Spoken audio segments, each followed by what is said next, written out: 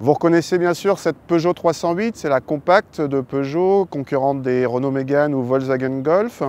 Cette génération, la deuxième, a été lancée en 2013 et a été restylée en 2017, notamment avec une calandre un petit peu différente.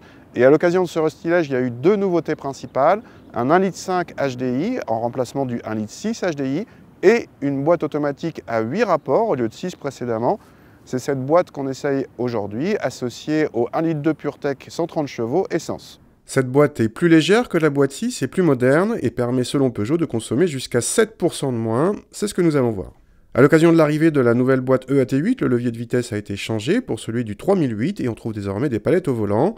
La manipulation du levier est simple et intuitive et la touche Sport ou Eco permet entre autres de modifier la sonorité moteur. On retrouve à part ça la planche de bord bien présentée des autres 308, épurée, flatteuse dans l'ensemble, avec le petit volant et les compteurs à regarder par-dessus. Les places arrière sont toujours dans la moyenne de la catégorie, sans plus, et le coffre reste l'un des plus généreux du segment. Alors cette boîte auto à 8 rapports associée au 1,2 litre PureTech 130, ça donne quoi? Bah écoutez, c'est pas mal. C'est très doux à l'utilisation. La boîte est donc douce, pas très rapide, mais ce qui change pas mal par rapport à l'EAT6, c'est la gestion.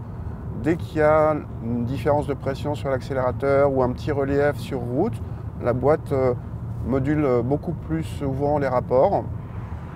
Et comme ça, on est à peu près toujours sur le bon régime moteur en fonction du style de conduite et de la route. Donc c'est plutôt réussi. Sur le plan des performances, cette boîte permet de gagner plus d'une demi-seconde au 0 à 100 par rapport à la boîte 6 selon nos mesures, pas mal. Il y a un petit détail qui est assez marrant, assez inutile, voire ridicule, c'est quand on se met en mode sport, ça change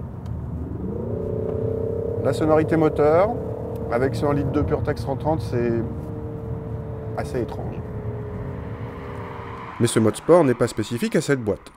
Pour le reste, cette 308 reste fidèle à elle-même, le meilleur compromis confort-comportement du marché actuellement sur le segment.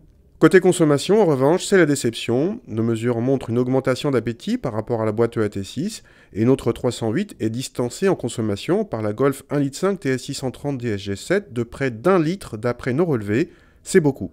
Autre bémol, la 308 sait qu'elle est l'une des meilleures en compromis confort-comportement et en présentation intérieure, et elle le fait payer. Elle reste un peu moins chère que la Golf citée ci-dessus à équipement équivalent, mais pas de beaucoup.